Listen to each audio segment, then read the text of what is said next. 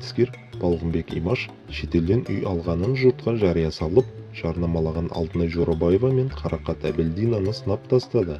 Ақынның айтуынша, әншілердің бұл әрекеті өзгелердің елден көшуіне ой салады. Балғынбек Имаш қос әншінің пәтерлі болып жатқаны үшін қуанышты екенін айтты. Алайда, оған олардың бұл жаңалығын қалың көпшілікке жариялап, сатып алған үйлерін қайта-қайта жарнамалағаны мүлдем ұнаған жоқ. Белгілі айтыскер қазақстандықтарды Түркияға шақырған эстрада жұлдыздарын сынап тастады. Ол аталған жұлдызды жанұялардың мұндай насихатының астарында бір мақсат бар екенін болжады. Балғынбек Имаш Жорабаева мен Әбілдина туралы бар ойын Instagram желісінде білдірген. Мен үшін қазіргі қазақ аруларының, қазақ қыздарының, қазақ аналарының ең әдемі үлгісі боп саналатын санаулы өнерпаздар бар. Солардың бірі Қарақат болса, бірі Алтынай Жорабаева. Қатты құрметтеймін, сыйлаймын, жақсы көремін, мақтан етемін. Бірақ бүгінгі жазбаммен оларды ренжітіп алуым мүмкін, айтпасам болмайды. Жақында бірі Аланияға барып демалғандарын, сол жерден үй алғандарын әлеуметтік желіде жариялады. Көп ұзамай тағы бірі сондай қуанышын желіде сүйіншіледі. Алла берекелі етсін, шын жүрегіммен тілектеспін. Бірақ оны жарияға жар салып, жарнамалағандарыңыз дұрыс болмады. Сіздер жай қазақ емессіздер ғой. Сіздердің бір сөзден үдере көшуге дайын ел бар. Тәуелсіз отанының болашағын бұлыңғыр көріп, ертеңінен үміт үзген ел көп.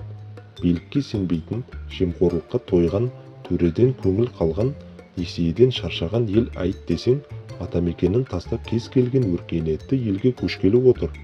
Осы сәтте елдің еңбек сіңірген қайраткерлері, мәдениеттің майталмандары, оның ішінде дәстүрлі өнердің қаймақтары, шетелдің жұмақ мекенін жарнамалауы достықтан гөрі қастыққа, жанашырлықтан гөрі жаулыққа жақын. Басқа жұртты білмеймін, менің туысқандарым, бірге туған бауырларым Аланиядан үй алып, көшейік деп отыр, деді айтыскер. Балғынбек Имаштың өзі Қазақстаннан өзге елде 3 күннен артық тұра алмайтынын айтты. Ол тіпті Мекке мен Мәдинаны сағынса да, ол жерде тұрақты түрде тұра алмайтынын жасырмады. Мен талай шетелдерде болдым. Азия мен Еуропаға, алыстағы Африкаға да барып, өз елінен артық мекен көрмедім. Ең туыс деген Түркия түгіл, Қырғызстан мен Өзбекстанда 3 күннен артық қалсам, қазақтың жерін сағынам. Алтай мен Атырауда апталап, Ақтау мен Ақтөбеде айлап, Жезқазған мен Жамбылда жылдап жата берем. Мекке мен Мәдинаны сағынсам да, ол жерде ұзақ тұра алмас едім. Жерорта теңізі бір барып демалғанға жақсы шығар, бірақ Аққу көлін, Дуадақ шөлін сағынбай тұра ма?